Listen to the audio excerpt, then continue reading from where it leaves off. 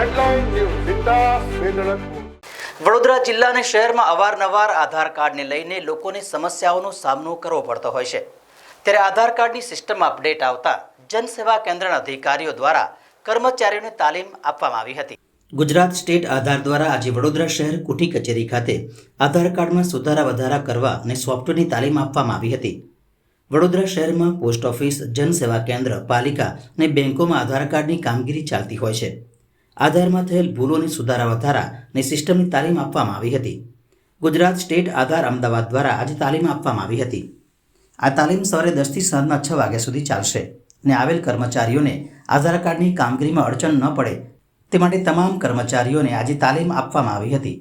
વધુમાં જનસંપર્ક અધિકારીએ જણાવ્યું હતું કે आज गुजरात स्टेट आधार द्वारा अमदावाद ऑफिस द्वारा अपने वडोदरा जिल्लानी अंदर जे आधार केन्द्रों आवेला छे, पोस्टना होय, बेंकना होय, कलेक्टर ऑफिसना होय, वीएमसीना होय के बेंकना बधाना आजे एना माटे एक तालीम शिबिरनुं आयोजन करेलुं छे।